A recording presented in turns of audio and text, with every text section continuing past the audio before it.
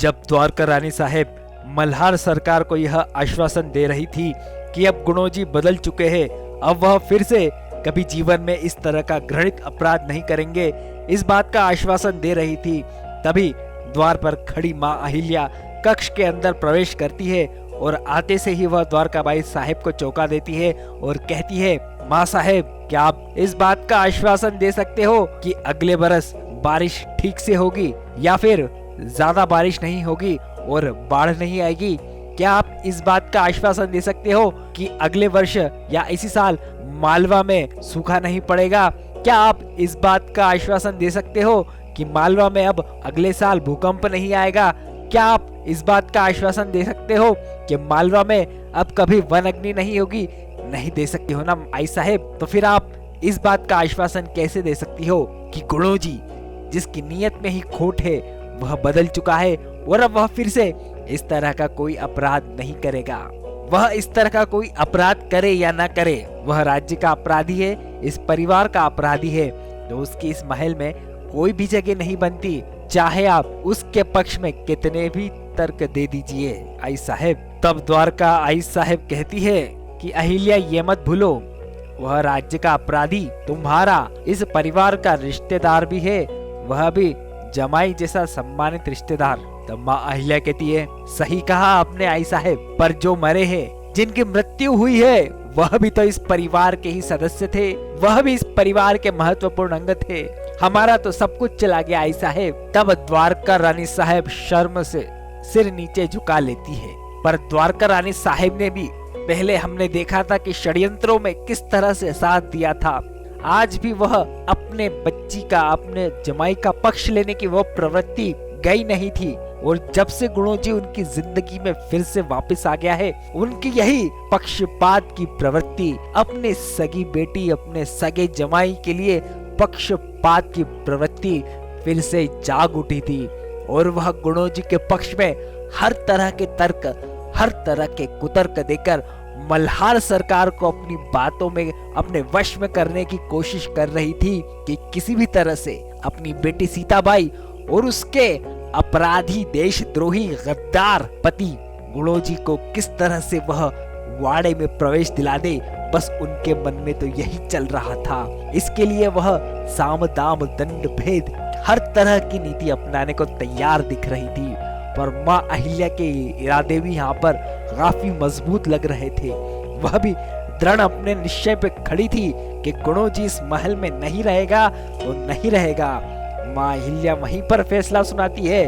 वह कहती है कि ठीक है, मैं मालवा की रानी होने के नाते और इस परिवार की बहू दोनों होने के नाते यह फैसला सुनाती हूँ कि गुणोजी की इस वाड़े में कोई जगह नहीं है। अब यहाँ पर ठेस लग जाती है द्वारका रानी साहेब के अहंकार को, और वह भी कहती है कि ठीक है, यदि ऐसी बात है तो मैं भूख हड़ताल पे बैठूंगी, मैं भी देखूंगी कि किस तरह से गुणोजी को महल में नहीं रहने दिया जाता है। अब मल्हार सरकार कहते हैं, यह क्या बचपना है, ऐसी बात पर भूख हड़ताल जैसी बात करना सरासर नादानी है। तब माँ अहिल्या कहती है, ठीक है, इसका निर्णय हम अभी कर देते हैं और हम ऐसा फैसला लेंगे जिससे बाबा साहेब भी हमारी बात से सहमत होंगे।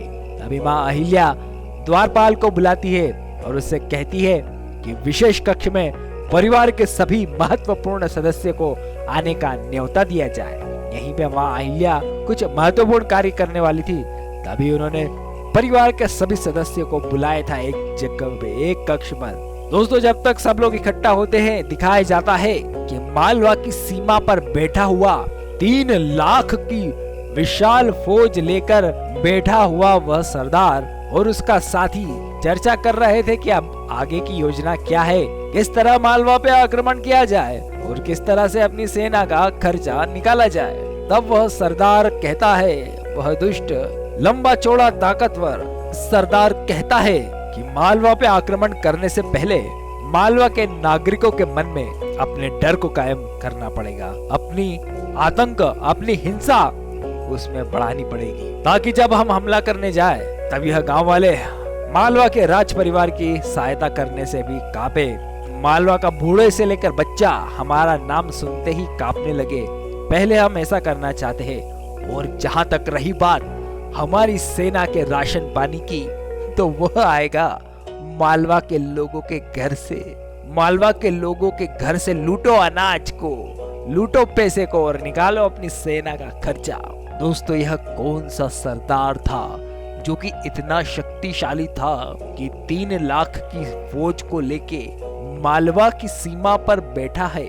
और दोस्तों, 3 लाख की फौज इतनी बड़ी संख्या होती है, पर किसी को कानो कान खबर नहीं पड़ी कि 3 लाख की सेना मालवा जैसे राज्य की सीमा पर आ बैठी है। नहीं गुप्तचरों के द्वारा माँ अहिल्या या फिर सूबेदार मल्हार राव होळकर को इस बारे में पता चला कि इतना बड़ा कोई सैन्य दल हमारी सीमा पर आ बैठा है। बस मालवा के एक बच्चे को इस बात की पता चली है कि 3 लाख की सेना हमारी सीमा पर बैठी है। इनका खाना पानी कहाँ से आ रहा है? 3 लाख लोगों के लिए खाद्य, जल और अन्य संसाधनों की आपूर्ति कहाँ से हो रही है, क्यों पता नहीं चल पा रहा है मालवा के राजघराने को इतने बड़े षड्यंत्र के बारे में? यह तो वक्त ही बताएगा। और यहाँ पर सभी लोग इकट्ठा हो जाते हैं विशेष कक्ष में, जहाँ पर माँ अहिल्या कुछ महत्वपूर्ण फैसला सुनाने वाली थी। सभी की नजरें माँ अहिल्या पर टिकी होती है। द्वारका बाई साहब के चेहरे की हवाइयाँ उड़ गई थी कि माँ अहिल्या क्या फैसला सुनाएगी। यहाँ पर गुणोजी और सीताबाई साहब को भी बुलावा भेजा जाता है। वह अपराधियों की तरह खड़े हुए थे जिनके बारे में फैसला सुनाया जाना था। मालेराव भी गुणोजी को देख रहा था और ऐसी नजरों से देख रहा था जैसे कि गुणोजी को वह अभी मार डालेगा। दरबार शुरू होता है, यह विशेष सभा शुरू होती है। माँ अहिल्या कहती है कि हम समझते हैं कि गुणोजी जैसे महापापी की सजा हमारे परिवार की बेटी सीताबाई को भी झेलनी पड़ रही है, तो हम उनकी सहायता के लिए यह सिक्के, यह आभूषण और यह सोना चांदी दे रहे हैं। यह इतना धन हम दे रहे हैं कि इनका जीवन और इनके आने वाली पीढ़ी भी आराम से बैठ के एक संपन्न जीवन जी सकती है। यह कुछ भी ना कमाए तो भी बैठ के ये लोग खा पी सकते हैं, आराम से रह सकते हैं। जब यह फैसला माँ अहिल्या सुनाती है तो इसमें मल्हार सरकार की भी मौन अनुमति हमें दिखती है और परिवार के सभी सदस्य की हमें इसमें मौन अनुमति दिखती है। द्वारकाबाई साहब इस फैसले से जरूर नाराज लग रही थी। वह सोच रही थी, अरे ये क्या, मेरे बेटे और मेरी बेटी को राजमहल से दूर कर दिया और पैसे दे रहे हैं। इस पैसों को नहीं स्वीकार करना चाहिए। तभी गुणोजी आगे बढ़ता है। लगता है कि वह पैसे ले लेगा, पर गुणोजी भी जब 100 लोमड़ियां मरी होगी, 100 सियार मरे होंगे, तब एक गुणोजी पैदा हुआ होगा। गुणोजी कहाँ इतनी जल्दी मानने वाला था। गुणोजी पैसे को देखता है, उसके मन में लालच आता है, पर वह छोटे लालच को दबा के बड़े लालच के बारे में सोचता है और कहता है कि हमें यह धन नहीं चाहिए। गुणोजी की साजिश साफ दिख रही थी कि वह वाड़े में रहना चाहता है और पुनः उसकी नजरें मालवा के राज सिंहासन पे ही गड़ी हुई थी। कहता है कि हमें यह धन दौलत नहीं चाहिए। हमें तो आशा थी कि हमारे परिवार से हमें माफी मिल जाए, थोड़ा प्यार मिल जाए।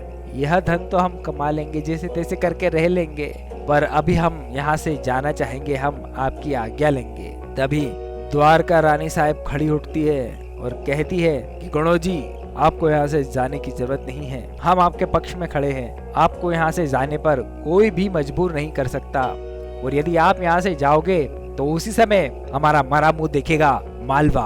ऐसे कटु वचन सुन के मल्हार सरकार के होश उड़ जाते हैं। सारे परिवार के लोग हैरानी से देखते हैं कि यह कैसा स्वार्थ है। एक बेटी की माँ बन के अपने बेटे की मृत्यु को भूल गई। यह कैसी माँ है द्वारका, जिसे अपनी बेटी और उसके पापी पति गुणोजी का स्वार्थ दिख रहा है, उनका भला चाह रही है। उनका भला तो हो ही रहा है, पर ये क्या बात हुई, अपने ही परिवार के हत्यारों को अपने ही परिवार में जगह देना, ये कौन सा न्याय होता है? यह किस जगह का न्याय होता है? कैसी माँ है द्वारका। पर द्वारका बाई की यही जिद थी। मल्हार सरकार भी इसके आगे मजबूर दिख रहे थे। उन्हें समझ में नहीं आ रहा था कि अपनी पत्नी का साथ दे कि न्याय और धर्म का साथ दे। यह द्वंद्व उनके मन में चल रहा था। तभी मालेराव कहते कि आई साहब का फैसला बिल्कुल सही है। यहाँ पे मालेराव बिल्कुल सही बात कहते कि गुणोजी एक सांप की तरह है, उसे घर में पालोगे तो वह जरूर हमें ही काटेगा। गुणोजी आस्तीन का सांप है।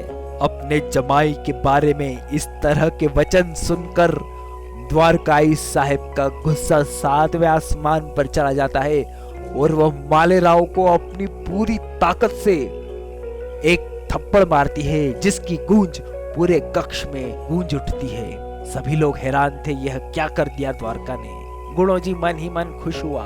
मल्हार सरकार अपने आसन से खड़े हो गए। सीताबाई हैरान हो गई कि यह क्या कर दिया मेरी माँ ने।